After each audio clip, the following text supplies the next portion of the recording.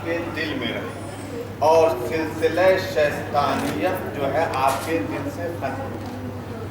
اللہ کی توحید جس دل میں ہو اس دل میں دوسرے کی وحدانیت کا اقرار نہ کرے بلکہ اللہ کی وحدانیت کا اقرار کرے۔ اسی طریقے سے حجر بن عدی کو جب معاویہ نے طلب کیا ہے کہ اپنے دل سے محبت علی کو نکال دو تو کہا ما جعل اللہ لرجل من قلبین فی جوف، کہ اگر اللہ تعالیٰ دو دل عطا کیے ہوتے تو ایک دل میں تیری محبت ہوتی اور ایک دل میں علی کی محبت ہوتی، لیکن اللہ تعالیٰ نے مجھے ایک ہی دل عطا کیا ہے، اس لیے میرے دل سے علی کی محبت نہیں نکلتی۔ نعرہ حیدری،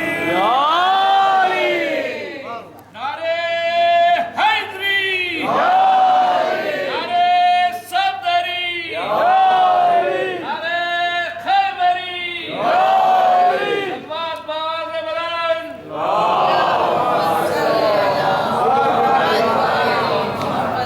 حجر بن عدی رسول اکرم صلی اللہ علیہ وآلہ وسلم کے صحابی، پھر مولا کائنات کے صحابی، معاویہ نے ان کو زندان میں رکھا، 1 سال تک زندان میں رکھا۔ اس کے بعد پھر دوبارہ جب لے کر آیا گیا کہ بتاؤ تمہارے دل میں محبت علی ختم ہوئی کہ نہیں، تو کہا کہیں زیادہ پہلے سے اب ہے۔ اس کے بعد حجر بن عدی نے فرمایا کہ انسان کے جسم سے خون کو نکال دیا جائے تو انسان مر جاتا ہے، ختم ہو جاتا ہے، جس طرح سے پانی سے مچھلی کو نکال دیا جائے تو مچھلی تڑپ کر مر جاتی ہے، اگر اسی طریقے سے میں اپنے دل سے محبت علی کو نکال دوں تو میں کچھ نہیں رہوں گا۔ صلوات پڑھیے اللہ۔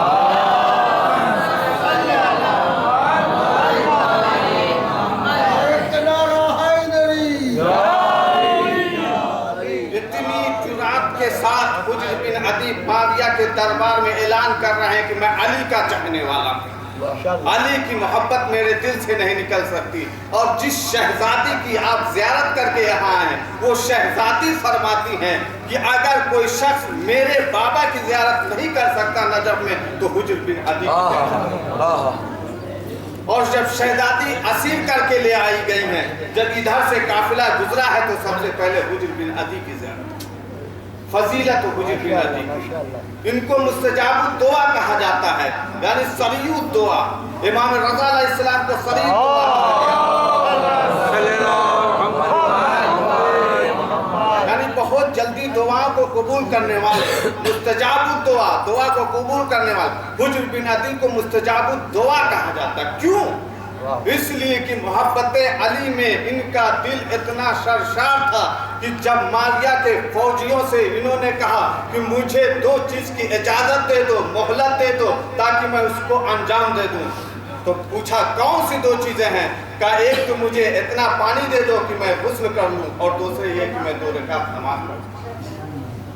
تو فوج معاویہ نے انکار کر دیا کہ ہم اس چیز کو قبول نہیں کرتے، صرف نماز کی اجازت دیتے اور غسل کی اجازت نہیں دیتے۔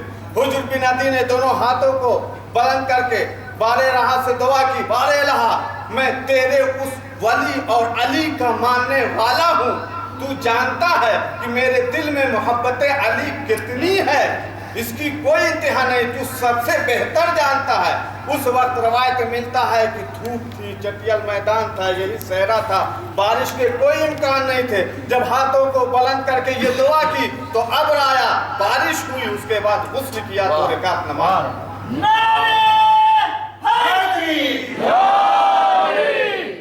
اس کے بعد حجر بن عدی، کون ایسا باپ ہے جو یہ تمنا کرے کہ پہلے میرا بیٹا شہید ہو اس کے بعد میں شہید کیا؟ لیکن حجر بن عدی اتنے مضبوط قلب کے تھے اور علی کی محبت ان کے دل میں اتنی قوی تھی کہ فوراً فوجے معاویہ سے کہتے ہیں کہ اے فوجے معاویہ، پہلے تم میرے بیٹے کو قتل کر پھر مجھے کر۔ تو فوج نے یہی پوچھا کہ یہ سبب کیا ہے؟ ہر بات چاہتا ہے کہ میں پہلے قتل ہو جاؤں اور اس کے بعد بیٹا ہو، میں اپنے بیٹے کو تڑپتا ہوا نہیں دیکھ سکتا، یہ ہر بات چاہتا ہے جب ایسا کبھی موقع آ جائے۔ لیکن حجر بن عدی کہتے نہیں، پہلے میرے بیٹے کو شہید کر، اس کے بعد مجھے شہید کر۔ روایت میں ملتا ہے کہ جب سوال کیا تو حجر بن عدی نے یہی کہا کہ میں اپنے دل کے بارے میں جانتا ہوں کہ میرے دل میں محبت علی کتنی ہے، لیکن بیٹے کے دل کے بارے میں نہیں جانتا۔ ایسا نہ ہو کہ مجھے شہید دیکھ کر اور تڑپتا دیکھ کر کہیں اس راستے سے ہٹ جائے، اس لیے میں چاہتا ہوں کہ میں اور میرا بیٹا جو ہے اللہ اور علی کی محبت میں شہید ہو۔ اس کے بعد حجر بن عدی کے بیٹوں کو قتل کیا گیا، پھر 7 ان کے چاہنے والے تھے، غلام کو روایت میں ہے کہ 7 لوگ یہاں پر مدفون ہیں اور شہید ہیں۔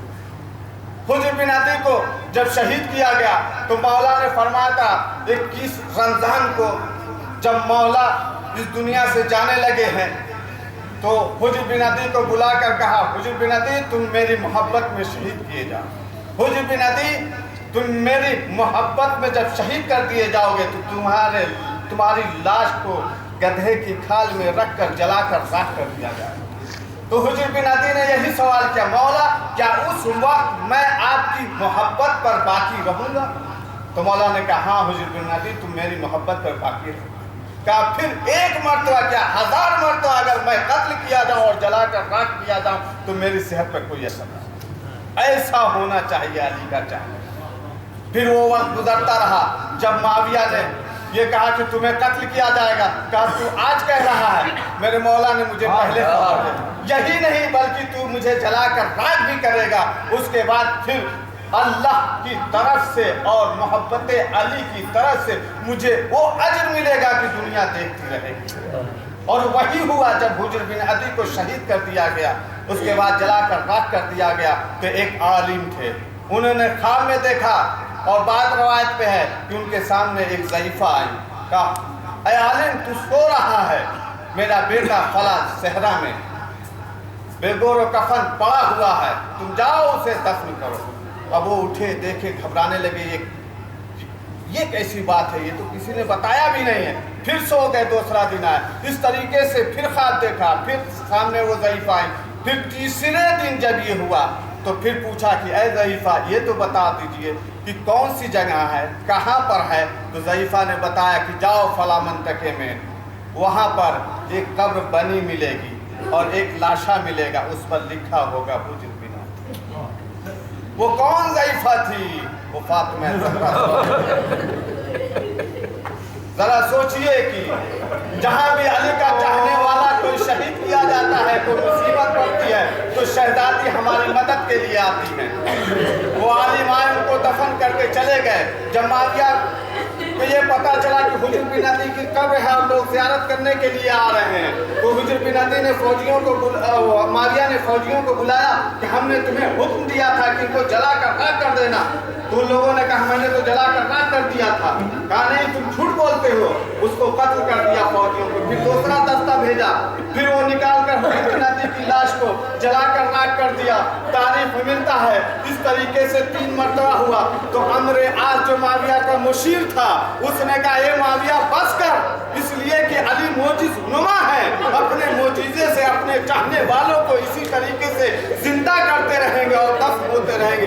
ایک زمانہ ایسا آئے گا کہ تمہاری لوگ مخالفت کرنے لگیں گے اور تمہاری حکومت چلی جائے گی، اس لیے ان کو ایسے ہی چھوڑ دیجئے۔ میں ہاتھوں کو جوڑ کر حجر بن عدی سے کہوں گا یہ آپ کے چاہنے والے، آپ کے ماتمدار یہاں پر آئے ہیں۔ حجر بن عدی تم بہت بڑے نصیب تھے کہ تمہیں آخری وقت پانی بھی ملا اور شہزادی آپ کی مدد کے لیے بھی آئی، کفن بھی ملا، غسل بھی دیا گیا، قبر بھی ملی،